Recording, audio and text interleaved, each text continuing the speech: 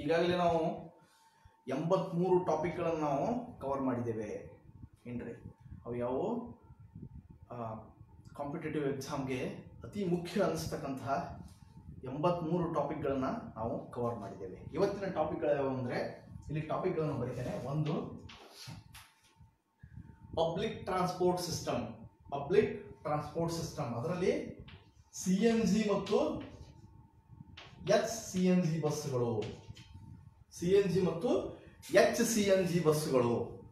ಇದು ಸಾರ್ವಜನಿಕ ಸಾರಿಗೆ ವ್ಯವಸ್ಥೆ ಬಗ್ಗೆ ಪ್ರಶ್ನೆಗಳನ್ನು ತುಂಬ ಕೇಳ್ತಾನೆ, ಅದಕ್ಕೆ ಇದನ್ನ CNG ಮತ್ತು HCNG ಬಸ್ಸುಗಳು.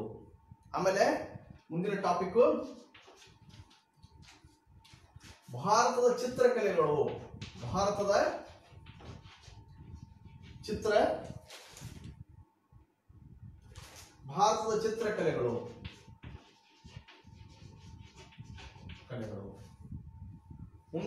ಮುಂದಿನ ಟಾಪಿಕ್ ಪ್ರಮುಖ ಕನ್ವೆನ್ಷನ್ಗಳು. ಕೆಲವೊಂದು ಕನ್ವೆನ್ಷನ್ಗಳನ್ನ ತುಂಬಾ ಕೇಳ್ತಾರೆ ಪರೀಕ್ಷೆಯಲ್ಲಿ. Ramsar convention, Budapest convention, Bonn convention, Basel convention ಇವುಗಳನ್ನ ತುಂಬಾ ಕೇಳ್ತಾರೆ. ಹೀಗಾಗಿ ಅವುಗಳನ್ನು ನೋಡೋಣ. ಕನ್ವೆನ್ಷನ್ಗಳು.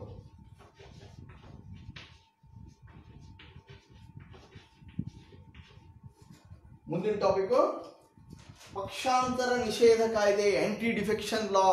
ಇದರ ಬಗ್ಗೆ ತುಂಬಾ ಸಲ ಕೇಳಿದ್ದಾನೆ. ಅದಲ್ಲದೆ ಕೆಲವೊಮ್ಮೆ ಪ್ರಬಂಧಗಳಲ್ಲಿ ಬಂದರೂ ಸಹಿತ ಬರಬಹುದು. ಓಕೆನಾ? ಪಕ್ಷಾಂತರ ನಿಷೇಧ ಕಾಯ್ದೆ. ಪಕ್ಷಾಂತರ ನಿಷೇಧ ಕಾಯ್ದೆ. ಮುಂದೆ ಕೊನೆಯದು ವಿಶ್ವದ ವಿವಿಧ ಬಾಹ್ಯಾಕಾಶ ಸಂಸ್ಥೆಗಳು. ಅವು ಸರ್ಕಾರಿ ಸಂಸ್ಥೆಗಳು ಇರಬಹುದು ಅಥವಾ ಅವೇನಿರ್ಬೋದು ಖಾಸಗಿ ಸಂಸ್ಥೆಗಳು ಇರಬಹುದು. ವಿಶ್ವದ ವಿವಿಧ ಬಾಹ್ಯಾಕಾಶ ಸಂಸ್ಥೆಗಳು. ವಿವಿಧ ಬಾಹ್ಯಾಕಾಶ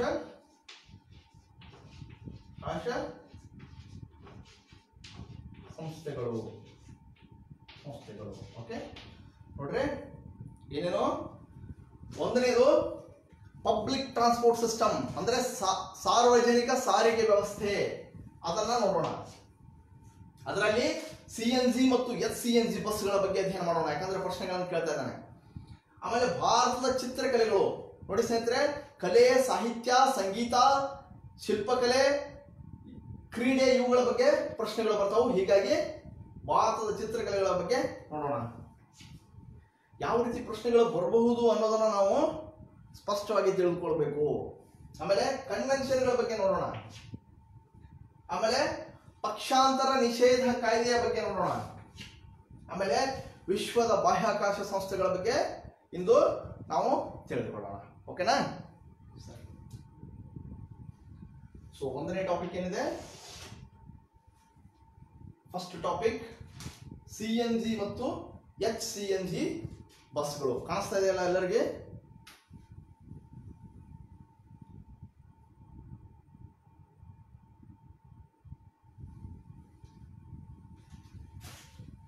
ಕಾಣಿಸ್ತಾ ಇದೆಯಲ್ಲ? ಒಂದು ನಿಮಿಷ ಅಡ್ಜಸ್ಟ್ ಮಾಡ್ತೀನಿ.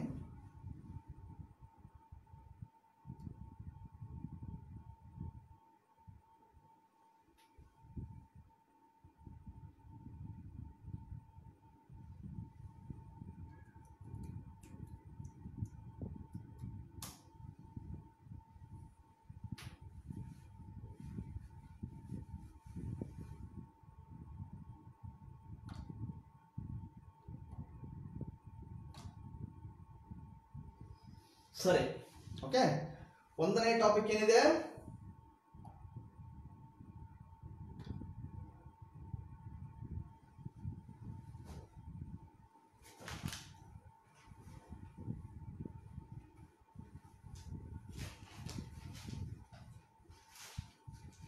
ಒಂದನೇ ಟಾಪಿಕ್ CNG ಮತ್ತು HCNG ಬಸ್ಗಳು. ನೋಡಿ ಸ್ನೇಹಿತರೆ, ಮೊದಲು ಡೀಸೆಲ್ ಬಸ್ಗಳು ಇರ್ತಿದ್ದವು. ಈ ಡೀಸೆಲ್ ಬಸ್ಗಳು ಅತಿ ಹೆಚ್ಚು, ಇವು ಸಿಟಿ ಬಸ್ಗಳ ಬಗ್ಗೆ ನಾನು ಹೇಳ್ತಾ ಇರೋದು. ಡೀಸೆಲ್ ಬಸ್ ಯಾಕಂದ್ರೆ ಮಹಾನಗರಗಳಲ್ಲಿ ಏನಾಗ್ತದೆ, ಅತಿ ಪರಿಸರ ಮಾಲಿನ್ಯ ಆಗ್ತದೆ. ಹೀಗಾಗಿ ಡೀಸೆಲ್ ಬಸ್ಗಳನ್ನ ರಿಪ್ಲೇಸ್ ಮಾಡಿ ಏನ್ ಮಾಡಿದ್ರು, ಸಿಟಿ ಬಸ್ಗಳನ್ನ CNG ಬಸ್ಗಳನ್ನಾಗಿ ಮಾಡಿದರು. CNG ಈಗ ಈ ಸತ್ ನಾವು ನೋಡ್ತಾ ಇರೋ ಟಾಪಿಕ್ ಯಾವುದು, CNG ಅಂಡ್ SCNG ಬಸ್ಗಳು. CNG ಮತ್ತು SCNG ಬಸ್ಗಳು. CNG ಅಂದ್ರೇನು, compressed natural gas. Compressed natural gas. Diesel ಬದಲಿ ಇದನ್ನು ಯೂಸ್ ಮಾಡಿದ್ರು CNG. ಇದರಿಂದ ಏನಾಯ್ತು, ಕಡಿಮೆ ಮಾಲಿನ್ಯಕಾರಕ ಅದು ಹೊರಸೂಸ್ತು. ಯಾವುದು, CNG ಬಸ್ ಬಗ್ಗೆ ಹೇಳ್ತಾ ಇದ್ದೀನಿ.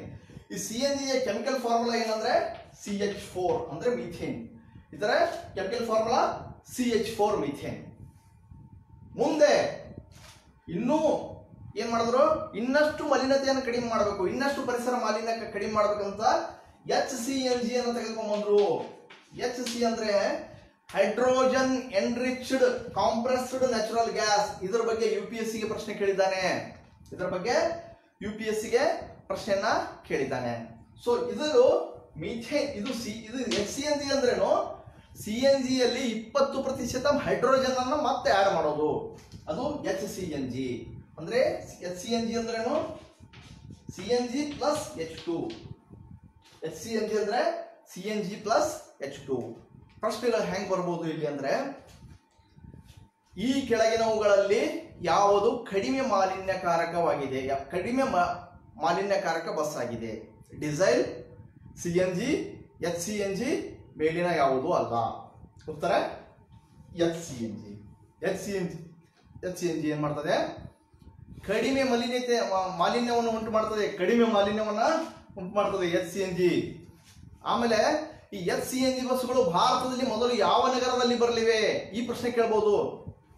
HCNG ಬಸ್ಗಳು ಭಾರತದಲ್ಲಿ ಯಾವ ನಗರದಲ್ಲಿ ಬರಲಿವೆ? ಮೊದಲು ಡೆಲ್ಲಿಯಲ್ಲಿ ಬರಲಿವೆ. ಮೊದಲು ನವೆಂಬರ್ 2020ರಲ್ಲಿ ದೆಹಲಿಯಲ್ಲಿ ಬರಲಿವೆ. ಎಲ್ಲಿ ಬರಲಿವೆ? ಡೆಲ್ಲಿಯಲ್ಲಿ ಬರಲಿವೆ. ಸೊ CNG ಮತ್ತು HCNG ಬಗ್ಗೆ ಗೊತ್ತಾಯ್ತಾ? CNG ಕಡಿಮೆ ಮಾಲಿನ್ಯಕಾರಕ, HCNG ಇನ್ನೂ ಕಡಿಮೆ ಮಾಲಿನ್ಯಕಾರಕ. ಓಕೆ, ಆಮೇಲೆ ಈ HCNG ಏನಿದೆಯಲ್ಲ, ಇದು ಇಂಧನ ಉಳಿತದೆ, ಇದಕ್ಕೆ ಇನ್ನೂ ಹೆಚ್ಚು ಇಂಧನ ಉಳಿತದೆ. So CNG buses and HCNG buses ಬಗ್ಗೆ ನಾನು ಹೇಳಿದೆ. ಸೊ CNG ಅಂದ್ರೆ ಕಾಂಪ್ರೆಸ್ಡ್ ನ್ಯಾಚುರಲ್ ಗ್ಯಾಸ್, HCNG ಅಂದ್ರೆ hydrogen enriched compressed natural gas. So ಇದು ಎಲ್ಲಕ್ಕಿಂತ ಕಡಿಮೆ ಮಾಲಿನ್ಯಕಾರಕ. ಇನ್ನು ಮಾಲಿನ್ಯತೆಯನ್ನೇ ಉಂಟು ಮಾಡದ ಬಸ್ ಯಾವುದಂದ್ರೆ ಎಲೆಕ್ಟ್ರಿಕ್ ಬಸ್. ಅವುಗಳು ಸಹಿತ ಬರ್ತಾ ಇವೆ. ಎಲೆಕ್ಟ್ರಿಕ್ ಬಸ್ಸಸ್ ಇನ್ನೂ ಕಡಿಮೆ ಅವು ಮಾಲಿನ್ಯವನ್ನೇ ಉಂಟು ಮಾಡೋದಲ್ಲ. ಇನ್ನು ಹೈಬ್ರಿಡ್ ಬಸ್ ಅಂತ ಬರ್ತಾವ. ಹೈಬ್ರಿಡ್ ಬಸ್ ಅಂದ್ರೇನು, ಡೀಸೆಲ್ ಇಂಜಿನ್ ಇರ್ತದೆ, ಬ್ಯಾಟ್ರಿನೂ ಇರ್ತದೆ, ಎಲೆಕ್ಟ್ರಿಕಲ್ ಪ್ಲಸ್ ಬ್ಯಾಟ್ರಿ, ಅದು ಹೈಬ್ರಿಡ್ ಬಸ್ಸುಗಳು ಅಂತ ಕರೀತಾರೆ. ಸೊ ಅದಾಯ್ತು. ಇಲ್ಲಿ ನಮ್ಮ ಟಾಪಿಕ್ ಇರೋದು CNG ಮತ್ತು SCNG ಬಸ್ಸುಗಳು ನಮ್ಮ ಭಾರತದಲ್ಲಿ ಎಲ್ಲಿ ಬರಲಿವೆ? HCNG ಬಸ್ಸುಗಳು ನಮ್ಮ ಭಾರತದಲ್ಲಿ ದೆಹಲಿಯಲ್ಲಿ ಬರಲಿವೆ. ಓಕೆ, HCNG ಅಂದ್ರೇನು, hydrogen enriched compressed natural gas. Okay, so ಇದ್ರ ಬಗ್ಗೆ UPSC ಪ್ರಶ್ನೆ ಕೇಳಿದ್ದಾನೆ. ಓಕೆ, ಸೊ ಈ ಟಾಪಿಕ್ ನಿಮ್ಗೆ ಗೊತ್ತಾಯ್ತು. ಮುಂದಿನ ಟಾಪಿಕ್ ಅನ್ನ ಕೊಡೋಣ. ಸೊ ಇದ್ರ ಮೇಲೆ ಪ್ರಶ್ನೆ ಏನೇನು ಬರ್ಬೋದು ಕಾಣ್ತಾ ಇದೆಯಲ್ಲ ಎಲ್ಲರಿಗೂ?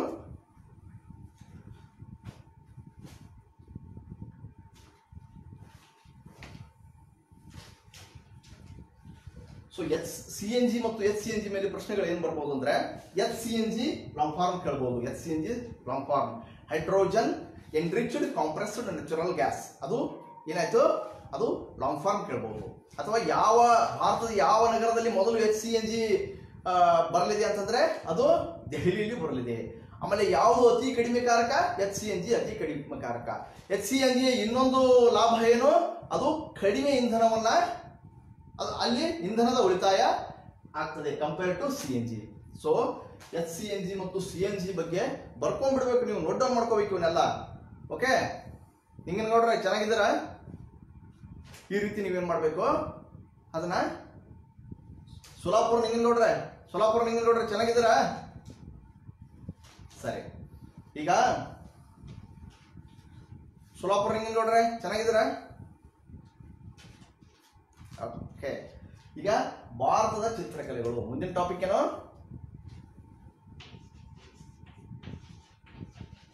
ಭಾರತದ ಚಿತ್ರಕಲೆಗಳು,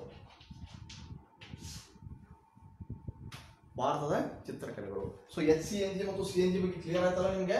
ಪ್ರಶ್ನೆಗಳು ಯಾವ ರೀತಿ ಬರ್ಬೋದು ನಾನು ಹೇಳಿದೆ. ನಾನು ಕೇವಲ ಟಾಪಿಕ್ ಅನ್ನು ಹೇಳಿ ಯಾವ ಯಾವ ಪ್ರಶ್ನೆಗಳು ಬರ್ಬೋದು ಅನ್ನೋದನ್ನ ನಾನು ನಿಮ್ಗೆ ಹೇಳ್ತೀನಿ. ಓಕೆ. ಸೊ ಭಾರತದ ಚಿತ್ರಕಲೆಗಳು ಯಾವ್ಯಾವ ಅಂದ್ರೆ, ಭಾರತದ ಚಿತ್ರಕಲೆಗಳಲ್ಲಿ ಯಾವ್ಯಾವ ಬರ್ತಾವ ಅಂದ್ರೆ ದಖನಿ ಬಿಜಾಪುರ ಶೈಲಿ, ದಖನಿ ಬಿಜಾಪುರ ಶೈಲಿ. ಆಮೇಲೆ ನಾನು ಭಾರತದ ಚಿತ್ರಕಲೆಗಳ ಬಗ್ಗೆ ಹೇಳ್ತಾ ಇದ್ದೀನಿ ನೋಡಿ.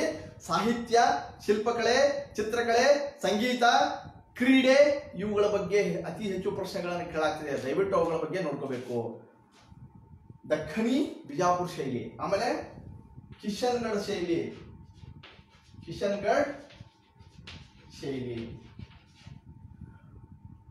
ದಖನಿ ಬಿಜಾಪುರ ಶೈಲಿ, ಕಿಶನ್ಗಢ ಶೈಲಿ, ಮಧುಬನಿ ಶೈಲಿ, ಇದು ಬಿಹಾರದ ಭಾಗದಲ್ಲಿ ಮಧುಬನಿ ಶೈಲಿ.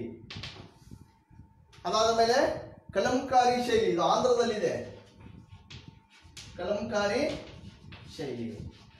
ಆಮೇಲೆ ಜನಪದ ಶೈಲಿ, ಇದು ಗ್ರಾಮೀಣ ಪ್ರದೇಶದಲ್ಲಿ, ಗ್ರಾಮೀಣ ಭಾಗದಲ್ಲಿ ಜನರು ಸಹಿತ ಏನ್ ಮಾಡ್ತಾರೆ ಅಂದ್ರೆ ಪೇಂಟಿಂಗು ಅದು ಇದು ಮಾಡ್ತಿದ್ರು, ಅದು ಜನಪದ ಶೈಲಿ.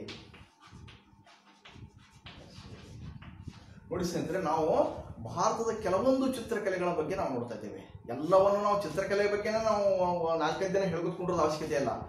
ಇತಿಹಾಸವನ್ನೇ 3 ವರ್ಷ ಓದ್ತಾರೆ ಹುಡುಗರು, ಭೂಗೋಳ 3 ವರ್ಷ ಓದ್ತಾರೆ, ಆದರೂ ಎಕ್ಸಾಮ್ ಕ್ಲಿಯರ್ ಆಗೋದಿಲ್ಲ. ಯಾಕಂದ್ರೆ ಅವರು ಇಂಪಾರ್ಟೆಂಟ್ ಯಾವುದಿದೆ ಅದಕ್ಕೆ ಹೆಚ್ಚು ಫೋಕಸ್ ಕೊಟ್ಟು ಎಲ್ಲವನ್ನು ಕವರ್ ಮಾಡೋದಿಲ್ಲ. ನೋಡ್ರಿ ನಮ್ಮ ಟಾಪಿಕ್ ನೋಡ್ರಿ ಎಷ್ಟು ಅಪ್ಡೇಟೆಡ್ ಇವೆ. ನಮ್ಮ ಟಾಪಿಕ್ ಬರೀ ನಾನು ಅಕ್ಬರನ ಮೇಲೆ 3 ದಿನ ಹೇಳ್ಬಿಟ್ರೆ, ಅಥವಾ ಯಾವುದೇ ಒಂದು ರಾಜವಂಶದ ಬಗ್ಗೆ 4-5 ದಿನ ಹೇಳ್ಬಿಟ್ರೆ ಅಷ್ಟು ಉಪಯೋಗ ಆಗುದಿಲ್ಲ. ನಾನು ಇವು ಏನ್ ಮಾಡ್ತೀನಿ, ಅಪ್ಡೇಟೆಡ್ ತಗೋತೀನಿ. ಇಂಥ ಪ್ರಶ್ನೆಗಳು ಬರ್ತಾವಿಲ್ಲ, ಬೇಕಾದ್ರೆ PSI ಕ್ವಶನ್ ಪೇಪರ್ ಅಥವಾ UPSC question paper, KS question paper ನೋಡ್ರಿ, ಪ್ರಶ್ನೆಗಳು ಇದೇ ರೀತಿ ಬಂದಿರ್ತಾವೆ. ಸೊ ಇಂಪಾರ್ಟೆಂಟ್ ವಿಷಯಗಳ ಬಗ್ಗೆ ಫೋಕಸ್ ಮಾಡೋದು ತುಂಬಾ ಇಂಪಾರ್ಟೆಂಟ್. 3 ವರ್ಷ ಭೂಗೋಳ ಓದೋದು, 3 ವರ್ಷ ಇತಿಹಾಸ ಓದೋದು, ಹಂಗೆ ಮಾಡಿದ್ರೆ ಕ್ಲಿಯರ್ ಆಗೋದಿಲ್ಲ. ನೀವೇನ್ ಮಾಡಬೇಕು, ಸ್ಮಾರ್ಟ್ ರೀಡಿಂಗ್ ಮಾಡಿದ್ರೆ ಮಾತ್ರ ಕ್ಲಿಯರ್ ಆಗ್ತದೆ. ಓಕೆ. ಹಂಗಂದ್ರೆ ಓದಬಾರ್ದಂತಲ್ಲ, ಡೀಪ್ ಆಗಿ ಓದ್ರಿ, ಎಷ್ಟು ಬೇಕೋ ಅಷ್ಟು ಓದ್ರಿ, ಓದೋದು ಒಳ್ಳೇದು. ಆದರೆ ಇದು ಪರೀಕ್ಷೆ ಕ್ಲಿಯರ್ ಮಾಡ್ಬೇಕಲ್ಲ. ಪರೀಕ್ಷೆ ಕ್ಲಿಯರ್ ಮಾಡ್ಬೇಕಾದ್ರೆ ಇಂಪಾರ್ಟೆಂಟ್ ವಿಷಯಗಳಿಗೆ, ಇಂಥ ವಿಷಯಗಳಿಗೆ ನೀವು ಮಹತ್ವವನ್ನು ಕೊಡಬೇಕು. ಓಕೆ. ಸೊ ಭಾರತದ ಚಿತ್ರಕಲೆಗಳು ದಕ್ಕನಿ ಬಿಜಾಪುರ ಶೈಲಿ, ಕಿಶನ್ಗಢ ಶೈಲಿ, ಮಧುಬನಿ ಶೈಲಿ, ಕಲಂಕಾರಿ ಶೈಲಿ, ಜನಪದ ಶೈಲಿ. ನೋಡಿ ಸ್ನೇಹಿತರೆ, ಈ ಒಂದು ದಕ್ಕನಿ ಬಿಜಾಪುರ ಶೈಲಿ ಏನಿದೆಯಲ್ಲ, ಇದು ಬಿಜಾಪುರದಲ್ಲಿ ಜನ್ಮ ತಾಳಿತ್ತು ಆದಿಲ್ಶಾಹಿಗಳ ಕಾಲದಲ್ಲಿ. ಯಾವ ಆದಿಲ್ಶಾಹಿ ಇಂಥ ಪ್ರಶ್ನೆ ಕೇಳ್ತಾನ. ಅಲಿ ಆದಿಲ್ಶಾಹಿ ಏನಿತ್ತಲ್ಲ, ಅಲಿ ಆದಿಲ್ಶಾಹಿ ಏನಿತ್ತಲ್ಲ, ಆತನ ಕಾಲದಲ್ಲಿ ಬಿಜಾಪುರ ಶೈಲಿಯ ಪೇಂಟಿಂಗ್, ಬಿಜಾಪುರ ಶೈಲಿಯ ಚಿತ್ರಕಲೆ ಜನ್ಮ ತಾಳಿತು. ಆದ್ರೆ ಅದು ಅತಿ ಹೆಚ್ಚು ಬೆಳೆದಿದ್ದು ಇಬ್ರಾಹಿಂ ಆದಿಲ್ಶಾಹಿ ಏನಿತ್ತಲ್ಲ, ಆತನ ಕಾಲದಲ್ಲಿ ಇದು ದಕ್ಕನಿ ಬಿಜಾಪುರ ಶೈಲಿ ಹೆಚ್ಚು ಏನಾಯ್ತು, ಪ್ರಸಿದ್ಧವಾಯಿತು. ಇನ್ನು ಕಿಶನ್ಗಢ ಶೈಲಿ ಏನಿದೆಯಲ್ಲ, ಇದು ರಾಜಸ್ಥಾನದಲ್ಲಿದೆ. ಇಲ್ಲಿ ನಾನು ಈಗಾಗಲೇ ಒಂದು ಪ್ರಶ್ನೆಯನ್ನು ಪೋಸ್ಟ್ ಮಾಡಿದ್ದೇನೆ. ಬನಿಠಾನಿ ಅಂತಕ್ಕಂಥ ಒಂದು ಚಿತ್ರಕಲೆ ಭಾರತದ ಮೊನಾಲಿಸಾ ಅಂತ ಕರೀತಾರೆ, ಅದು ಕಿಶನ್ಗಢ ಶೈಲಿ. ಓಕೆ. ಆಮೇಲೆ ಮಧುಬನಿ ಶೈಲಿ, ಇದು ಬಿಹಾರದ ಭಾಗದಲ್ಲಿದೆ. ಹಿಂಗ ಹೊಂದಿಸಿ ಬರೆಯಲು ಕೊಡ್ಬೋದು. ಇದನ್ನು ಕೊಟ್ಟು ಯಾವ ರಾಜ್ಯ ಅಂತ ಕೊಡ್ಬೋದು, ಅದನ್ನು ನಿಮ್ಗೆ ಹೊಂದಿಸಿ ಬರಲಿಕ್ಕೆ ಬರಬೇಕು. ಕಲಂಕಾರಿ ಶೈಲಿ, ಇದು ಆಂಧ್ರ ಪ್ರದೇಶದ ಶೈಲಿಯಾಗಿದೆ. ಜನಪದಿ ಶೈಲಿ, ಇದು ಎಲ್ಲ ಭಾಗದ ಗ್ರಾಮೀಣ ಶೈಲಿಯಾಗಿದೆ. ಓಕೆ. ಸೊ ಇವು ದೇಶದ ಬೇರೆ ಬೇರೆ ಭಾಗಗಳಲ್ಲಿ ಇರತಕ್ಕಂತಹ ಭಾರತದ ಚಿತ್ರಕಲೆಗಳು. ಆಮೇಲೆ ಸ್ನೇಹಿತರೆ, ಪ್ರಶ್ನೆಗಳು ಏನೇನು ಬರ್ಬೋದು?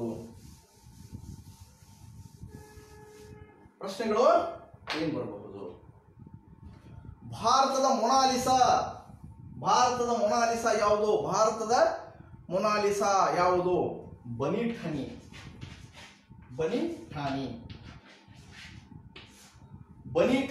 ಭಾರತದ ಮೊನಾಲಿಸಾ. ಈ ಚಿತ್ರಕ್ಕೆ ಏನಂತ ಕರೀತಾರ ಅಂದ್ರ ಭಾರತದ ಮೊನಾಲಿಸಾ ಅಂತ ಕರೀತಾರ.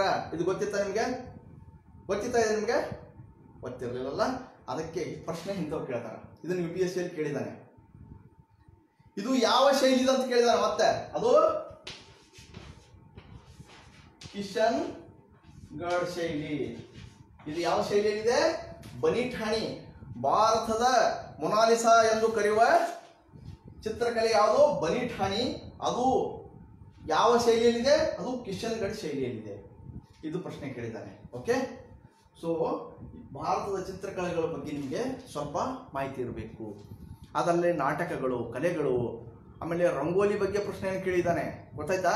ಒಂದ್ಸಲ ಅದನ್ನು ಹೇಳ್ತೀನಿ. ಸೊ ಇದನ್ನ ತಿಳ್ಕೊಳ್ಳಿ, ಚಿತ್ರಕಲೆಗಳ ಪೇಂಟಿಂಗ್ ಬಗ್ಗೆ. ಇನ್ನು ದಖನಿ ಬಿಜಾಪುರ ಶೈಲಿ ಯಾರ ಕಾಲದಲ್ಲಿ ಅದು ಜನ್ಮ ತಾಳಿತು? ಅಲಿ ಆದಿಲ್ ಶಾಹಿ ಒಂದು. ಆಮೇಲೆ ಯಾರ ಕಾಲದಲ್ಲಿ ತಾರಕಕ್ಕೇರಿತು? ಅದು ತನ್ನ ಉಚ್ಛಾಯ ಸ್ಥಿತಿಯನ್ನು ಮುಟ್ಟಿತು ಅಂದ್ರೆ ಇಬ್ರಾಹಿಂ ಆದಿಲ್ ಶಾಹಿ ಎರಡರ ಕಾಲದಲ್ಲಿ ಅದು ತನ್ನ ಉಚ್ಛಾಯ ಸ್ಥಿತಿಯನ್ನ ತಲುಪಿತು. ಇದು ಭಾರತದ ಚಿತ್ರಕಲೆಗಳ ಬಗ್ಗೆ ಹೇಳ್ತಾ ಇದ್ದೇನೆ ಸ್ನೇಹಿತರೆ. ದಯವಿಟ್ಟು ನಾನು ಹೇಳೋದು ವೆರಿ ವೆರಿ ಇಂಪಾರ್ಟೆಂಟ್ ಟಾಪಿಕ್ಸ್ ಇವೆ, ಅವುಗಳನ್ನು ನೋಟ್ ಡೌನ್ ಮಾಡ್ಕೊಳ್ರಿ. ಮತ್ತೆ ನನ್ನ ವಿಡಿಯೋಗಳನ್ನು ನೋಡ್ರಿ. ಯಾಕಂದ್ರೆ ನಾನು ಎಲ್ಲಾ ಕಡೆಯಿಂದ ಟ್ರೆಂಡ್ ಅನಾಲಿಸಿಸ್ ಮಾಡ್ತಿರ್ತೀನಿ, ಯಾವ ರೀತಿ ಪ್ರಶ್ನೆಗಳು ಬರ್ತಿರ್ತಾವಂತ. ಅದಕ್ಕೆ ದಯವಿಟ್ಟು ನೀವು ಅವುಗಳನ್ನ ನೋಡ್ಕೊಳ್ಳಿ.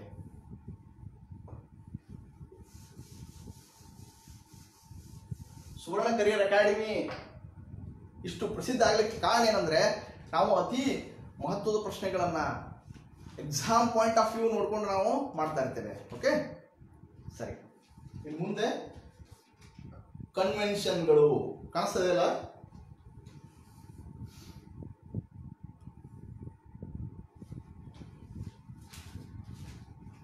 Next topic ಕನ್ವೆನ್ಷನ್ಗಳು.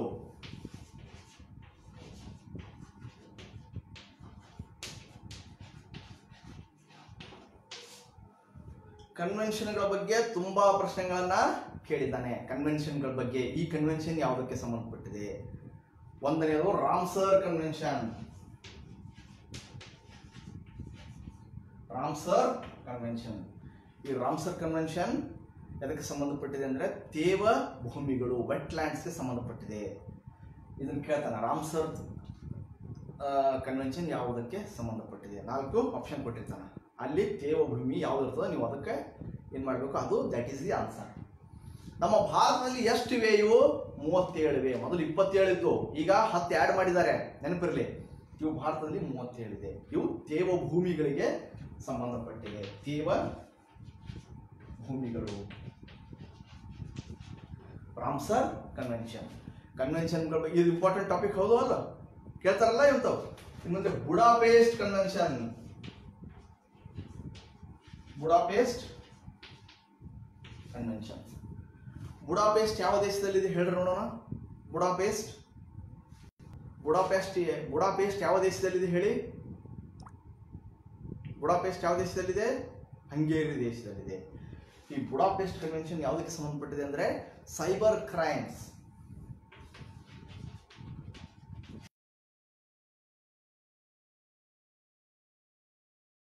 Budapest convention cyber crime. ಇನ್ನು ಬಾಸೆಲ್ ಕನ್ವೆನ್ಷನ್.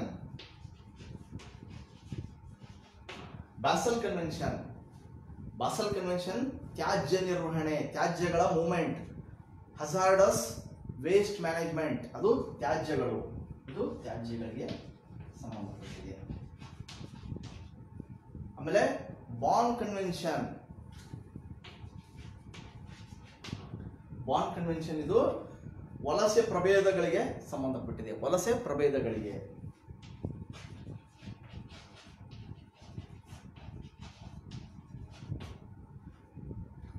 Ramsar, Budapest. ಇನ್ನೊಮ್ಮೆ ಹೇಳ್ತೀನಿ.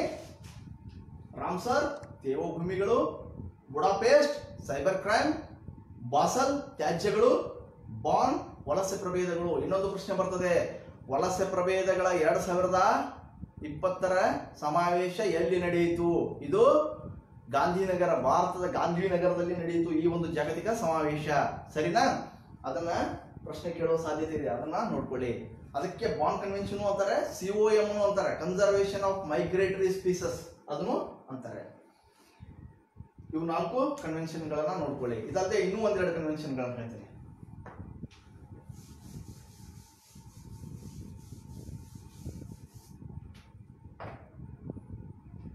Stockholm convention. ಸ್ಟಾಕ್ಹೋಮ್ ಕನ್ವೆನ್ಷನ್ ಅಂದ್ರೆ ಎದಕ್ಕೆಂದ್ರೆ ಸಾವಯವಕಾರಿ, ಸಾವಯವ ಅಂದ್ರೆ ಆರ್ಗ್ಯಾನಿಕ್, ಸಾವಯವ ಅಂದ್ರೆ ಪ್ರಾಣಿಗಳಿಂದ ಕೆಲವೊಂದು ಏನಾಗ್ತದ ಮಲಿನತೆ ಉಂಟಾಗ್ತದೆ. ಇದು ಅಷ್ಟೇನು ಡೇಂಜರಸ್ ಅಲ್ಲ. ಇದು ಅದು ಸಾವಯವ ಮಲಿನತೆ ಏನಾಗ್ತದಲ್ಲ ಅಷ್ಟು ಡೇಂಜರಸ್ ಅಲ್ಲ. ಕೆಮಿಕಲ್ ತುಂಬಾ ಡೇಂಜರಸ್. ಸ್ಟಾಕ್ ಹೋಮ್ ಇಂದ ಸಾವಯವ ಏನದ ಸಾವಯವ ಏನು ಕೊಟ್ಟ ನೋಡ್ತಾರೆ, ಸಾವಯವ ಮಾಲಿನ್ಯಕಾರಕಗಳು, ಸಾವಯವ ಮಾಲಿನ್ಯಕಾರಕಗಳು. ಆಮೇಲೆ ರೋಸ್ಟರ್ ಡ್ಯಾಮ್ ಅಂತ ಒಂದು ಬರ್ತದೆ. ರೋಸ್ಟರ್ ಡ್ಯಾಮ್ ಇದು ಇದಕ್ಕೆ ಅಪಾಯಕಾರಿ ಕೀಟನಾಶಕಗಳು, ಅಪಾಯಕಾರಿ ರಾಸಾಯನಿಕಗಳು ಮತ್ತು ಕೀಟನಾಶಕಗಳು, ರಾಸಾಯನಿಕಗಳು ಮತ್ತು ಕೀಟನಾಶಕಗಳು ಅಂದ್ರೆ ಕೆಮಿಕಲ್ಸ್ ಅಂಡ್ ಪೆಸ್ಟಿಸೈಡ್ಸ್ ಸಂಬಂಧಪಟ್ಟದ್ದು. ಸ್ಟಾಕ್ ಹೋಮ್ ಕನ್ವೆನ್ಷನ್, ನಾನು ಕನ್ವೆನ್ಷನ್ ಬಗ್ಗೆ ಹೇಳ್ತಾ ಇದ್ದೀನಿ. ರಾಮ್ಸರ್ ಕನ್ವೆನ್ಷನ್ ತ್ಯಾಜ್ಯ ಭೂಮಿಗಳು, Budapest convention cyber crime, Stockholm convention organic waste, ಯಾವುದು Rotterdam convention chemicals and pesticides. Okay, Bonn convention migratory conservation of the migratory species, Basel convention controlling of the transport of hazardous waste ಅಂದ್ರೆ ತ್ಯಾಜ್ಯಗಳ ನಿರ್ವಹಣೆ, ಯಾವುದು Basel conventions. ಗೊತ್ತಾಯ್ತಾ? ಈ ಎಲ್ಲ ಕನ್ವೆನ್ಷನ್ಗಳನ್ನ ಬರ್ಕೊಂಡಿಟ್ಕೊಳ್ಳಿ ಒಂದ್ಸಲ. ಈ ಕನ್ವೆನ್ಷನ್ಗಳನ್ನ ತುಂಬಾ ಬಾರಿ ಕೇಳಿದ್ದಾರೆ. ಓಕೆನಾ? ತಾವೇನು ಕಮೆಂಟ್ ಮಾಡ್ತಾ ಇದ್ದೀರಿ ನೋಡ್ತಾ ಇದ್ದೀನಿ. ತಾವು ಸಹಿತ ಆನ್ಸರ್ಗಳನ್ನು ಕೊಡಬೇಕು. ಕಮೆಂಟ್ಗಳನ್ನು ನೋಡ್ತಾ ಇದ್ದೀನಿ ನಿಮ್ದು. ಓಕೆ, ಸರಿ. ತಾವು ಇವು ಅತಿ ಮಹತ್ವದ ಇನ್ನೂ ಒಂದು ಪ್ರೋಟೋಕಾಲ್ನ ಹೇಳ್ತೀನಿ ಒಂದು. ಆಮೇಲೆ ತಮಗೆ ಓದಲಿಕ್ಕೆ ಕೆಲವೊಂದನ್ನ ಬಿಡ್ತೇನೆ. ಎಲ್ಲವನ್ನೂ ನಾನೇ ಹೇಳೋದಲ್ಲ. ನನ್ನ ಒಂದು ಶೈಲಿ ಏನಂದರೆ ಒಂದಿಷ್ಟು ನಾನು ಹೇಳಿ ಒಂದಿಷ್ಟು ನಿಮಗೆ ಓದಲಿಕ್ಕೆ ಸೂಚಿಸ್ತೀನಿ. ಓಕೆ, ಇನ್ನೊಂದು ಮಾಂಟ್ರಿಯಲ್ ಕನ್ವೆನ್ಷನ್. ಇದು PSI ಕೇಳಿದ್ದ. ಮಾಂಟ್ರಿಯಲ್ ಕನ್ವೆನ್ಷನ್ ಅಲ್ಲ, ಅದು it is a protocol. Montreal protocol is related to the ozone layer. Ozone ಪದರದ ಸಂರಕ್ಷಣೆ ಮಾಂಟ್ರಿಯಲ್ ಪ್ರೋಟೋಕಾಲ್ಗೆ ಸಂಬಂಧಪಟ್ಟಿದೆ. ಓಝೋನ್ ಶೈಲಿಯ ನೆನಪಿರಲಿ, ಓಝೋನ್ ಶೈಲಿಗೆ ಸಂಬಂಧಪಟ್ಟದ್ದು ಮಾಂಟ್ರಿಯಲ್ ಪ್ರೋಟೋಕಾಲ್. ಈಗ ನಿಮಗೆ ಓದ್ಲಾಕ ಎರಡು ಕೊಡ್ತೀನಿ. ಒಂದು ಕ್ಯೂಟೋ ಪ್ರೋಟೋಕಾಲ್ ಬಗ್ಗೆ ಓದಿರಿ, ಆಮೇಲೆ ಪ್ಯಾರಿಸ್ ಅಗ್ರಿಮೆಂಟ್ ಬಗ್ಗೆ ಓದಿರಿ. ಇವೆರಡನ್ನ ನೀವು ಓದಬೇಕು. ಓದ್ತೀರಾ? ಸರಿ. ಸೊ ಕನ್ವೆನ್ಷನ್ಸ್ ಅಂಡ್ ಪ್ರೋಟೋಕಾಲ್ಸ್ ಬಗ್ಗೆ ಒಂದು ಗೊತ್ತಾಯ್ತು. ಕನ್ವೆನ್ಷನ್ಸ್ ಯಾವ ಹೇಳಿದೆ? Ramsar, Budapest, Bonn, Basel, Stockholm, Rotterdam. ಆಮೇಲೆ ಪ್ರೋಟೋಕಾಲ್ಗಳನ್ನ ಯಾವ ಹೇಳಿದೆ? ಪ್ರೋಟೋಕಾಲ್, ಮಾಂಟ್ರಿಯಲ್ ಪ್ರೋಟೋಕಾಲ್ ಬಗ್ಗೆ ಹೇಳಿದೆ. ಕ್ಯೂಟೋ ಪ್ರೋಟೋಕಾಲ್ನ ನಿಮಗೆ ಓದಲಿಕ್ಕೆ ಹೇಳಿದ್ದೀನಿ. ಕ್ಯೂಟೋ ಪ್ರೋಟೋಕಾಲ್ನ ನೀವು ಓದಬೇಕು. ಓಕೆ, ಓದ್ತೀರಾ? ಸರಿ. Then will move to the next topic. ಪಕ್ಷಾಂತರ ನಿಷೇಧ ಕಾಯ್ದೆ. ಇದು ನಿಮಗೆಲ್ಲ ಗೊತ್ತಿರ್ತದೆ. ಆದರೆ ಇದರಲ್ಲಿ ಗೊತ್ತಿಲ್ಲದ ವಿಷಯವನ್ನು ನಾನು ಹೇಳ್ತೀನಿ. ಅಂತ ಕೇಳೋ ಸಾಧ್ಯತೆ ಇರತಕ್ಕಂಥದ್ದು ನಿಮಗೆ ಗೊತ್ತಿರಲಿಕ್ಕಿಲ್ಲ ಅಂತ ನಾನು ತಿಳ್ಕೊಂಡಿದ್ದೀನಿ. ಅದನ್ನ ನಾನು ಹೇಳ್ತೀನಿ. ಓಕೆ, ಕೆಲವೊಂದು ವಿಷಯಗಳದಾವು ಇರ್ಬೋದು. ಗೊತ್ತಿದ್ರೆ ನಿಮಗೆ ರಿವಿಷನ್ ಆಗ್ತದೆ. ಗೊತ್ತಿರದೇ ಇದ್ರೆ ನಿಮಗೆ ಹೊಸದನ್ನ ಕಲ್ತಂತದಾಗ್ತದೆ. ಗೊತ್ತಿದ್ರೆ ಅದು ದೃಢೀಕರಣ ಆಗ್ತದೆ. ಗೊತ್ತಿಲ್ಲದೆ ಇದ್ರೆ ನಿಮಗೆ ಹೊಸದು ಕಲ್ತಂತ ಆಗ್ತದೆ. Okay,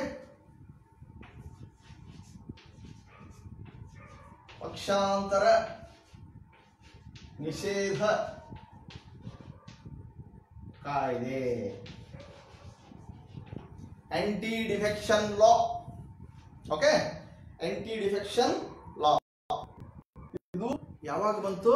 aunty defection law 1985. 1985 is the anti-defection law was implemented. ಯಾಕಂದ್ರೆ ಒಂದು ಪಕ್ಷದಿಂದ ಇನ್ನೊಂದು ಒಂದು ಪಕ್ಷದಿಂದ ಆರಿಸಿ ಬರಲಾರ್ದೆ ಎಲ್ಲಿ ಬೇಕಾದಲ್ಲಿ ಹೋಗ್ಬೋದು. ಯಾಕಂದ್ರೆ ಅದು ಫ್ರೀಡಮ್ ಇದೆ ನಮ್ಮ ದೇಶದಲ್ಲಿ. ಆದರೆ ಒಂದು ಪಕ್ಷದಿಂದ ಆರಿಸಿ ಬಂದು ಇನ್ನೊಂದು ಪಕ್ಷಕ್ಕೆ ನಾನು ಸಪೋರ್ಟ್ ಕೊಡ್ತೀನಿ ಅಂದರೆ ಅವಾಗ this anti-defection law will come in to picture. Okay, 1985 ಇದು ಜಾರಿ. ಇದು ನಮ್ಮ ಸಂವಿಧಾನದ 52ನೇ ತಿದ್ದುಪಡಿಯಾಗಿದೆ. ನಮ್ಮ ಸಂವಿಧಾನದ 52ನೇ ತಿದ್ದುಪಡಿಯಾಗಿದೆ. ಇದು 10ನೇ ಶೆಡ್ಯೂಲ್, 10th ಶೆಡ್ಯೂಲ್ ನಲ್ಲಿ ಇದೆ. 10ನೇ ಪರಿಚ್ಛೇದದಲ್ಲಿ ಇದು ಇದೆ. 3 ವಿಷಯಗಳನ್ನು ನಾನು ಹೇಳಿದೆ. 1985ರಲ್ಲಿ ಇದು ಜಾರಿಗೆ ಬಂದಿತ್ತು. ಪ್ರಶ್ನೆ ಇದನ್ನು ಕೇಳಬಹುದು, ಯಾವ ವರ್ಷ ಅಂತ ಕೇಳಬಹುದು. ಎಷ್ಟನೇ ತಿದ್ದುಪಡಿ ಅಂತ ಕೇಳಬಹುದು, 52ನೇ ತಿದ್ದುಪಡಿ. ಎಷ್ಟನೆಯ ಪರಿಚ್ಛೇದ ಅಂತ ಕೇಳಬಹುದು, 10ನೆಯ ಪರಿಚ್ಛೇದ. ಇಷ್ಟು ವಿಷಯಗಳು ನಿಮ್ಗೆ ಗೊತ್ತಿವೆ. ಇಲ್ಲದೆ ಇರತಕ್ಕಂಥ ಒಂದು ಗೊತ್ತಿರ್ಲಿಕ್ಕಿಲ್ಲ ನಿಮಗೆ, ಆದರೆ ನಾನು ಹೇಳ್ತೀನಿ. ಆದ್ರೆ ಅಂಥ ಪ್ರಶ್ನೆಗಳನ್ನ ಕೇಳ್ತಾರೆ. ನಾವು ಏನು ಮಾಡಿರ್ತೇವೆ ಅದು ಹೆಚ್ಚು ಬರೋದಿಲ್ಲ. ನಮ್ಗೆ ಎಲ್ಲೋ ಗೊತ್ತಿರಲಾರ ಒಂದು ಮೂಲೆಯಾಗಿನ ತೊಗೊಂಡು ಕೇಳ್ಬಿಡ್ತಾರೆ. ಅದಕ್ಕೆ ನಾವು ಅದ್ರ ಕಾನ್ಸೆಪ್ಟ್ ಅರ್ಥ ಮಾಡ್ಕೊಂಡ್ಬಿಟ್ರೆ ನೀವು ಯಾಕೆ ಕೇಳ್ತಾರಂದ್ರೆ ನೀವು ಡೀಪ್ ಆಗಿ ಸ್ಟಡಿ ಮಾಡಬೇಕು. ಇಂಪಾರ್ಟೆಂಟ್ ಇದ್ದಿದ್ದಕ್ಕೆ ಏನೋ ನಿಮಗೆ ಗೊತ್ತಾಗಬೇಕು. ಇಂಪಾರ್ಟೆಂಟ್ ಇದ್ದಿದ್ದು ನಿಮಗೆ ಗೊತ್ತಾಗಬೇಕು. ಕರೆಕ್ಟ್ 84 ಅವರೇ, ಅದಕ್ಕೇನೋ ನಿಮಗೆ ಗೊತ್ತಾಗಬೇಕು. ಅಂದರೆ ನಾನು ಇಂಪಾರ್ಟೆಂಟ್ ವಿಷಯಗಳನ್ನು ಹೇಳ್ತೀನಿ, ನೀವು ನೋಟ್ ಡೌನ್ ಮಾಡ್ಕೋಬೇಕು. ಓಕೆ, ಸರಿ. ಇಲ್ಲಿ ಈ ಪಕ್ಷಾಂತರ ನಿಷೇಧ ಕಾಯ್ದೆಯಲ್ಲಿ ಒಂದು ಮಹತ್ವದ ವಿಷಯವನ್ನು ಹೇಳ್ತೀನಿ, ದಯವಿಟ್ಟು ತಿಳಿದುಕೊಳ್ಳಿ. ಒಬ್ಬರು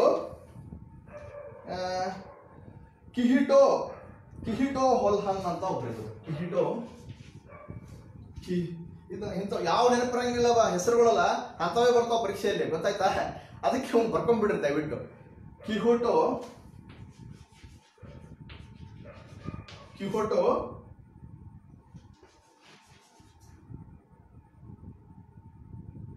ಹೊಲೋಹನ್ ಅಂತ ಒಬ್ರು ಕೋರ್ಟಿಗೆ ಹೋದ್ರು. ನಾಗಾಲ್ಯಾಂಡದ ಒಬ್ಬರು ರಾಜಕಾರಣಿಯವರು ಕಿಹಿಟೋ ಹೊಲೋಹನ್. ಈ 85ರ ಒಂದು ತಿದ್ದುಪಡಿ ಏನಿದೆಯಲ್ಲ, ಈ ತಿದ್ದುಪಡಿಯ ಪ್ರಕಾರ ಅವಾಗ ಜಾರಿಯಾದಾಗ ಏನಿತ್ತಂದ್ರೆ, ಸ್ಪೀಕರ್ ಏನು ನಿರ್ಣಯ ಕೊಡ್ತಾರೋ ಅದು ಅಂತಿಮ ಅಂತ ಇತ್ತು. ಸ್ಪೀಕರ್ ಏನು ನಿರ್ಣಯ ಕೊಡ್ತಾರಲ್ಲ ಅದು ಅಂತಿಮ ಅಂತ ಇತ್ತು. ಅವಾಗ ಇವರು ಕೋರ್ಟಿಗೆ ಹೋದ್ಮೇಲೆ ಒಂದು ನಿರ್ಣಯ ಬಂತು, ಕೋರ್ಟಿನ ಒಂದು ತೀರ್ಪು ಬಂತು. ಅದೇನಂದ್ರೆ ಸ್ಪೀಕರ್ ಕೊಟ್ಟಿದ್ದು ಅಂತಿಮ ಅಲ್ಲ, ಸ್ಪೀಕರ್ ಕೊಟ್ಟಿದ್ದು ಓಕೆ, ಅದು ಅಂತಿಮ ಅಲ್ಲ, ಅದು ಮತ್ತೆ ಸುಪ್ರೀಂ ಕೋರ್ಟಿಗೆ ಹೋಗಬಹುದು ಅಂತ ಬಂತು. ಅದು 1992 ಅಲ್ಲಿ ಬಂತದು. ಸೊ 1992ಗಿಂತ ಮುಂಚೆ ಏನಿತ್ತು, ಸ್ಪೀಕರ್ ಯಾರನ್ನ ಡಿಸ್ಕ್ವಾಲಿಫೈ ಮಾಡ್ತಾರೆ, ಯಾರನ್ನ ಅನರ್ಹಗೊಳಿಸ್ತಾರೆ, ಮುಗಿದು ಹೋಯ್ತು ಅವ್ರು ಅನರ್ಹನೇ. ಆದರೆ ಅದು ಹಂಗಲ್ಲ, ಅದು ಸ್ಪೀಕರ್ ತೀರ್ಪನ್ನ ಕೋರ್ಟ್ನಲ್ಲಿ ಪ್ರಶ್ನಿಸಬಹುದು. ಸ್ಪೀಕರ್ ಅವರ ನಿರ್ಣಯವನ್ನ ಕೋರ್ಟ್ನಲ್ಲಿ ಪ್ರಶ್ನಿಸಬಹುದು ಅಂತ ಹೇಳಿ ಈ ಕಿಹಿಟೋ ಹೊಲೋಹನ್ ಅವರ ಒಂದು ಪ್ರಕರಣದಲ್ಲಿ ಇದು ಕೋರ್ಟ್ ಇದು ಗೊತ್ತಿತ್ತಾ ನಿಮಗೆ? ಗೊತ್ತಿತ್ತಾ ಇದು? ಸೊ ಕಿಹಿಟೋ ಹೊಲೋಹನ್ ಅವರ ಪ್ರಕರಣದಲ್ಲಿ ಏನಾಯ್ತು ಅಂದ್ರೆ, ಮೊದಲು ಸ್ಪೀಕರ್ ಅವರು ಏನ್ ನಿರ್ಣಯ ಕೊಡ್ತಿದ್ರಲ್ಲ ಅದೇ ಅಂತಿಮ ಇತ್ತು, ಅದನ್ನ ಪ್ರಶ್ನಿಸಲಿಕ್ಕೆ ಬರ್ತಿರ್ಲಿಲ್ಲ. ಮುಂದೆ ಏನಾಯ್ತು, 1992ರಿಂದ ಸ್ಪೀಕರ್ ಅವರು ಕೊಟ್ಟ ಡಿಸ್ಕ್ವಾಲಿಫಿಕೇಶನ್ ಮಾಡಿದ್ರು ಸಹಿತ ಅದನ್ನ ಕೋರ್ಟಿಗೆ ಹೋಗ್ಬೇಕು.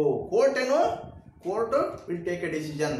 ನಮ್ಮ ಕರ್ನಾಟಕದಲ್ಲಿ ಹೋದ ವರ್ಷ ಇದರ ಬಗ್ಗೆ ತುಂಬಾ ಚರ್ಚೆ ಆಯ್ತು. ಇದು ಕಿಹಿಟೋ ಹೊಲೋಹನ್ ಪ್ರಕರಣವನ್ನು ನೀವು ನೆನಪಿಡಬೇಕು. ಕಿಹಿಟೋ ಇಂಥವೇ ಕೇಳ್ತಾರಲ್ಲಿ, ಕಿಹಿಟೋ ಹೊಲೋಹನ್ ಪ್ರಕರಣದಿಂದ disqualification can be questioned in the ಎಲ್ಲಿ supreme court, in the courts. Okay, so ಇದನ್ನ ತಿಳ್ಕೋಬೇಕು. ಓಕೆ, ಇನ್ನು ಮುಂದೆ ಇನ್ನೊಂದು ಇದಕ್ಕೆ ಸಂಬಂಧಪಟ್ಟದ್ದು SR ಬೊಮ್ಮಾಯಿ ಕೇಸ್ ಅಂತ ಒಂದು ಬರ್ತದೆ. SR Bommai versus the union of India ಅಂತ ಒಂದು ಬರ್ತದೆ. SR Bommai versus union of ಇಂಡಿಯಾದಲ್ಲಿ ಏನು ಆಯ್ತಂದ್ರೆ, ಒಂದು ತೀರ್ಪು ಬಂತು. ಏನಂದ್ರೆ, the head count should be counted in the floor of the house. ಅಂದ್ರೆ ರಾಜ್ಯಪಾಲರು ಅದರ ನಿರ್ಣಯ ತಗೊಳ್ಳಂಗಿಲ್ಲ, ಅದನ್ನ ಕೌಂಟಿಂಗ್ ಶುಡ್ ಬಿ ಡನ್ ಹೊರಗಡೆ, ಎಲ್ಲಿ ಕೌಂಟಿಂಗ್ ಮಾಡೋಂಗಿಲ್ಲ. ಅದು ಎಲ್ಲಿ ಎಷ್ಟು MLAಗಳು ಸಪೋರ್ಟ್ ಅದಾರೋ ಇಲ್ಲ ಅಂತಕ್ಕಂಥದ್ದನ್ನ ಸದನದ ಒಳಗಡೆ ತೀರ್ಪು ಆಗಬೇಕು ಅಂತ ಹೇಳಿ SR ಬೊಮ್ಮಾಯಿ. ಆಮೇಲೆ ಆ ಮುಖ್ಯಮಂತ್ರಿಗೆ ಪ್ರೂವ್ ಮಾಡಲಿಕ್ಕೆ ಅವಕಾಶವನ್ನು ಕೊಡಬೇಕು. ಒಮ್ಮೆಲೆ ಸರ್ಕಾರವನ್ನ ಕೇಂದ್ರ ಸರ್ಕಾರಕ್ಕೆ ತೆಗೆಯುವ ಹಾಗಿಲ್ಲ, ಅದನ್ನ ಅವನಿಗೆ ಅವಕಾಶ ಕೊಡಬೇಕು ಅಂತ ಹೇಳಿ ಒಂದು ತೀರ್ಪು ಬಂತು. ಅಂದ್ರೆ SR Bommai versus union of India case ತೀರ್ಪು ಏನಂದ್ರೆ, the head count should be counted in the floor of the house ಅಂತಕ್ಕಂಥದ್ದು ಅದು. ಸೊ ಕಿಹಿಟೋ ಹೊಲೋಹನ್ ಪ್ರಕರಣ ಕೇಸ್ ತೀರ್ಪನ್ನು ತಿಳ್ಕೊಳ್ಳಿ, ಆಮೇಲೆ SR ಬೊಮ್ಮಾಯಿ ತೀರ್ಪನ್ನು ತಿಳ್ಕೊಳ್ಳಿ. ಅದಲ್ಲದೆ ಯಾವ ವರ್ಷದಲ್ಲಿ ಜಾರಿಗೆ ಬಂತು, 1985. ಎಷ್ಟನೇ ತಿದ್ದುಪಡಿ? 52ನೇ ತಿದ್ದುಪಡಿ. ಯಾವ ಶೆಡ್ಯೂಲು? 10ನೇ ಶೆಡ್ಯೂಲು. ಇಷ್ಟನ್ನ ನೀವು ನಿಮ್ಗೆ ಗೊತ್ತಿರಲೇಬೇಕು. Okay, okay.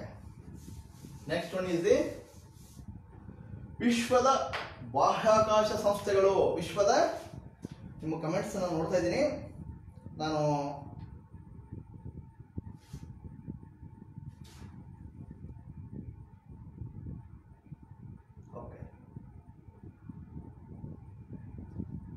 ಸರಿ, ಈಗ ಮುಂದಿನ ಟಾಪಿಕ್ ವಿಶ್ವದ ಬಾಹ್ಯಾಕಾಶ ಸಂಸ್ಥೆಗಳು. The space agencies of the world. The space agencies of the world. ವಿಶ್ವದ ಬಾಹ್ಯಾಕಾಶ ಸಂಸ್ಥೆಗಳು. ಗ್ಲೋಬಲ್ ಇದು ವಿಶ್ವದ ಬಾಹ್ಯಾಕಾಶ ಸಂಸ್ಥೆಗಳು. ವಿಶ್ವದ ಬಾಹ್ಯಾಕಾಶ ಸಂಸ್ಥೆಗಳಲ್ಲಿ ಯಾವ್ಯಾವ ಬರ್ತವೆ? ನಮ್ಮ ಭಾರತದ ಯಾವುದು? ಭಾರತ ನಮ್ಮ ಹೆಮ್ಮೆಯ ಇಸ್ರೋ. ನಮ್ಮ ಹೆಮ್ಮೆಯ ಇಸ್ರೋ. ಇಸ್ರೋ ಯಾವಾಗ ಸ್ಥಾಪನೆ ಆಯಿತು? 1969 ಆಗಸ್ಟ್ 15. ಆಮೇಲೆ USA NASA. USA NASA. USA ಯಾವುದು? ನಾಸಾ. ಫ್ರಾನ್ಸ್ ಯಾವುದು? CNES ಅಂತ ಬರ್ತದೆ. France CNES NASA. ಆಮೇಲೆ ಜಪಾನ್ ಯಾವುದು? ಜಪಾನ್ದು ಜಾಕ್ಸಾ ಅಂತ ಬರ್ತದೆ. ಜಾಕ್ಸಾ. ಜಪಾನ್ ಯಾವುದು? ಜಾಕ್ಸಾ ಅಂತ ಬರ್ತದೆ. ಜಪನೀಸ್ ಏರೋಸ್ಪೇಸ್ ಎಕ್ಸ್ಪ್ಲೋರೇಷನ್ ಏಜೆನ್ಸಿ ಅಂತ ಬರ್ತದೆ. ಜಾಕ್ಸಾ. ಜಪಾನ್ದು ಜಾಕ್ಸಾ.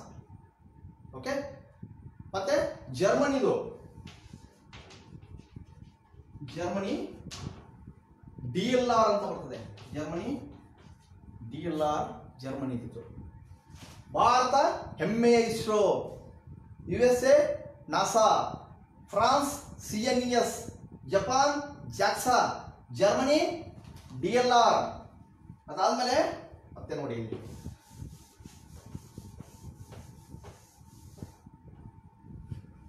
ಯುರೋಪಿಯನ್ ಯೂನಿಯನ್ ಅಂತ, ಯುರೋಪಿಯನ್ ರಾಷ್ಟ್ರಗಳು ಒಕ್ಕೂಟದಲ್ಲ, ಅವ್ರದ್ದೊಂದು ಸ್ಪೇಸ್ ಏಜೆನ್ಸಿ ಇದೆ. ಅದ್ಯಾವುದಂದ್ರೆ ESA, European space agency. Okay. ಅದಲ್ಲದೆ ಕೆಲವೊಂದು ಖಾಸಗಿ ಸಂಸ್ಥೆಗಳು ಇವೆ. ಖಾಸಗಿ ಬಾಹ್ಯಾಕಾಶ ಕಂಪನಿಗಳಿವೆ. ಅದ್ಯಾವುದಂದ್ರೆ ಸ್ಪೇಸ್ ಎಕ್ಸ್. ಇದು ಕೇಳಿದ್ರು ನೋಡ್ರಿ. ಸ್ಪೇಸ್ ಎಕ್ಸ್ ನ ಫೌಂಡರ್ ಯಾರು?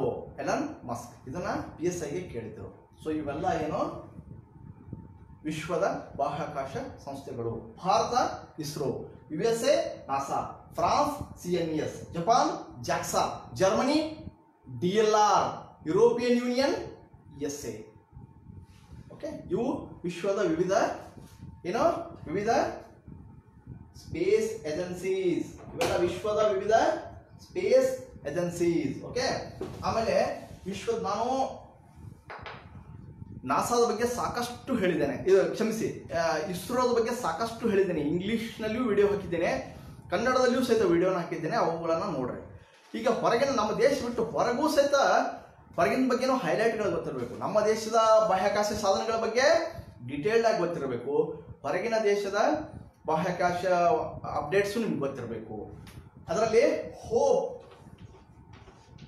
ಇದು ಯಾವ ದೇಶದ್ದು ಅಂದ್ರೆ, ಹೋಪ್ ಇದು UAEಯ ಮಂಗಲಯಾನ. ಇದು UAE ಇದು ಮಾರ್ಸ್ ಮಿಷನ್. ಇದು ಹೋಪ್ ಇದು UAEಯ ಮಾರ್ಸ್ ಮಿಷನ್. ಓಕೆ. UAEಯ ಮಾರ್ಸ್ ಮಿಷನ್. ಓಕೆ. ಅದಾದ್ಮೇಲೆ ಬೆರಿಶೀಟ್. ಇದು PSI ಕೇಳಿದ್ರು ಇದನ್ನ, ಬೆರಿಶೀಟ್. ಅದಕ್ಕೆ ನಾನು ಹೊರಗಿನ ದೇಶದ್ದು ಹೇಳ್ತಾ ಇದ್ದೇನೆ. ಯಾಕಂದ್ರೆ ಕೇವಲ ಇಸ್ರೋದ ಬಗ್ಗೆ ಅಷ್ಟೇ ಕೇಳೋದಿಲ್ಲ. ಇಸ್ರೋದ ಬಗ್ಗೆ ಅಂತೂ ಡೀಪ್ ಆಗಿ ಸ್ಟಡಿ ಮಾಡಬೇಕು. ಹೊರಗಿನದ್ರ ಬಗ್ಗೆ ಹೈಲೈಟ್ ಗೊತ್ತಿರಬೇಕು. ನಮ್ಮ ದೇಶದ ಬಗ್ಗೆ ಆಳವಾದ ಅಧ್ಯಯನ, ಹೊರಗಿನ ದೇಶದ ಬಗ್ಗೆ ಮುಖ್ಯಾಂಶಗಳು ಗೊತ್ತಿರಬೇಕು. ಓಕೆನಾ? ಸೊ ಹೋಪ್ UAE ಇದು. ಆಮೇಲೆ ಬೆರಿಶೀಟ್ ಇದು ಇಸ್ರೇಲ್ದು. ಇಸ್ರೇಲ್ದು ಮೂನ್ ಮಿಷನ್. ಇದು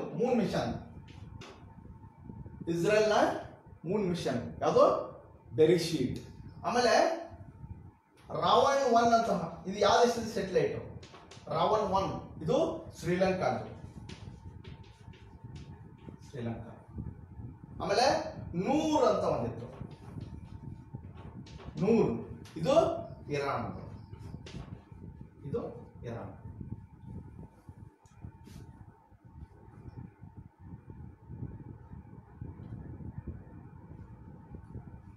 ಇನ್ನೊಮ್ಮೆ ಹೇಳ್ಬಿಡ್ತೀನಿ ನೋಡ್ರಿ. ಭಾರತ ಬಾಹ್ಯಾಕಾಶ ಸಂಸ್ಥೆಗಳ ಬಗ್ಗೆ ಹೇಳ್ಬೇಕಂದ್ರೆ Bharat ISRO, USA NASA, France CNES, Japan ಜಾಕ್ಸಾ, Germany DLR, ಆಮೇಲೆ ಇನ್ನೊಂದಿದೆ ರಷ್ಯಾ, ಅದನ್ನ ಹೇಳಿಲ್ಲ ನಾನು, ರಷ್ಯಾ ರೋಸ್ಕೊಮಾಸ್, ಅದನ್ನು ಸಹಿತ very very important. Russia Roscosmos. Okay, ಇವು ಬಾಹ್ಯಾಕಾಶ ಸಂಸ್ಥೆಗಳು. ಇವು ಕೆಲವೊಂದು ಇಂಪಾರ್ಟೆಂಟ್ ಮಿಷನ್ಗಳು. ಹೋಪ್ UAE ಮಾರ್ಸ್ ಮಿಷನ್, ಇದು ಹೋಪ್. ಬೆರಿಶೀಟ್ ಇಸ್ರೇಲ್ನ ಮೂನ್ ಮಿಷನ್.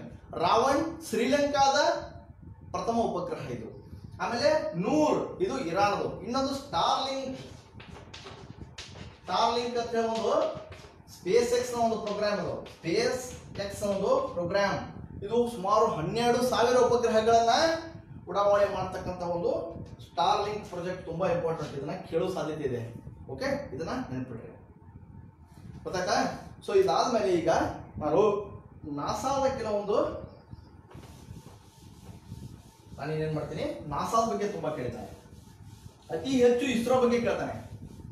ಅದಾದ್ಮೇಲೆ ನಾಸಾದ ಬಗ್ಗೆ ಸ್ವಲ್ಪ ಕೆಲವೊಮ್ಮೆ ಕೇಳಿದ್ದಾನೆ. ಓಕೆ, ನಾಸಾದ ಮಿಷನ್ಗಳ ಬಗ್ಗೆ ತಿಳ್ಕೊಳ್ಳಿ.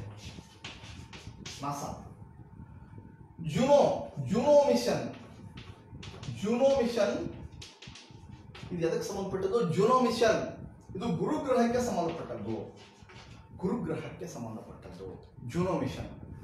ಆಸಿರಿಸ್ ರಿಕ್ಸ್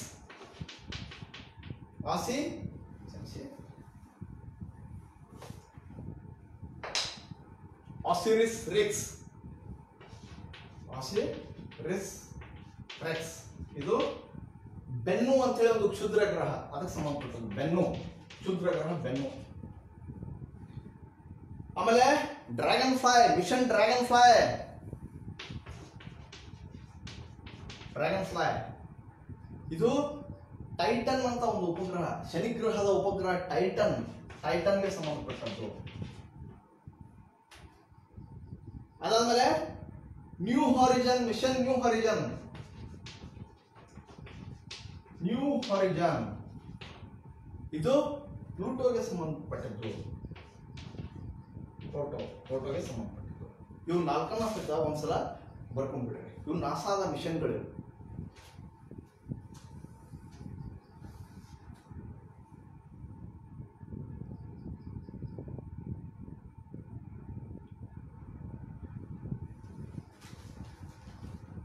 ನೋಡಿ, ನಾಸಾದ ಮಿಷನ್ಗಳನ್ನ ನಾನು ಇನ್ನೊಮ್ಮೆ ರಿವಿಷನ್ ಮಾಡಿಬಿಡ್ತೇನೆ.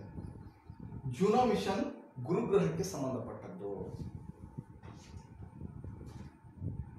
ಒಸಿರಿಸ್ ರೆಕ್ಸ್ ಮಿಷನ್ ಕ್ಷುದ್ರ ಗ್ರಹ ಬೆನ್ನುಕ್ಕೆ ಸಂಬಂಧಪಟ್ಟದ್ದು. ಮಿಷನ್ ಡ್ರ್ಯಾಗನ್ ಫ್ಲೈ ಟೈಟನ್ ಉಪಗ್ರಹಕ್ಕೆ ಸಂಬಂಧಪಟ್ಟದ್ದು. ಟೈಟನ್ ಶನಿಗ್ರಹದ ಉಪಗ್ರಹ. ನ್ಯೂ ಹಾರಿಜನ್ ಕೊನೆಯ ಸೌರಯುಗದ ಕೊನೆಯ ಗ್ರಹ ಪ್ಲೂಟೋಕ್ಕೆ ಸಂಬಂಧಪಟ್ಟದ್ದು. ಇವು 4 ನಾಸಾದ ಮಿಷನ್ಗಳು. ಆಮೇಲೆ ನಾಸಾದ ಉಡಾವಣಾ ಕೇಂದ್ರಕ್ಕೆ ಏನೆಂದು ಹೆಸರಿಟ್ಟಿದ್ದಾರೆ? ಪ್ರಶ್ನೆ ಇದು. ನಾಸಾದ ಉಡಾವಣಾ ಕೇಂದ್ರಕ್ಕೆ ಜಾನ್ ಎಫ್ ಕೆನಡಿ ಎಂದು ಹೆಸರಿಟ್ಟಿದ್ದಾರೆ. ಅದಕ್ಕೆ ನಾಸಾದ ಉಪಗ್ರಹ ಉಡಾವಣಾ ಕೇಂದ್ರಕ್ಕೆ ಜಾನ್ ಎಫ್ ಕೆನಡಿ ಅವರ ಹೆಸರನ್ನ ಇಟ್ಟಿದ್ದಾರೆ. ನಮ್ಮ ಭಾರತದ ಉಡಾವಣಾ ಕೇಂದ್ರಕ್ಕೆ ಸತೀಶ್ ಧವನ್ ಕೇಂದ್ರ ಅಂತ ಇಟ್ಟಿದ್ದಾರೆ. ನಮ್ಮ ಭಾರತದಲ್ಲಿ 2 ಉಡಾವಣಾ ಕೇಂದ್ರ ಇವೆ. ಒಂದು ಶ್ರೀಹರಿಕೋಟ, ಇನ್ನೊಂದು ಕೇರಳದಲ್ಲಿರುವ ತಂಬಾ, ಇನ್ನೊಂದು 3ನೇದು ತೂತುಕಡಿ ಜಿಲ್ಲೆಯಲ್ಲಿ 3ನೇ ಒಂದು ಉಡಾವಣಾ ಕೇಂದ್ರ ತಯಾರಾಗ್ತಾ ಇದೆ. ಸರಿನಾ? ಸೊ ನಮ್ಮ ವಿಡಿಯೋಗಳು ಸಾಕಷ್ಟು ಹಾಕಿದ್ದೇನೆ. ದಯವಿಟ್ಟು ನಮ್ಮ ಸುವರ್ಣ ಕರಿಯರ್ ಅಕಾಡೆಮಿಯ ವಿಡಿಯೋಗಳು ಅತಿ ಮಹತ್ವ ಇವೆ. ದಯವಿಟ್ಟು ಅವುಗಳನ್ನು ನೋಡಿ. ಶರಣಾರ್ಥಿಗಳು.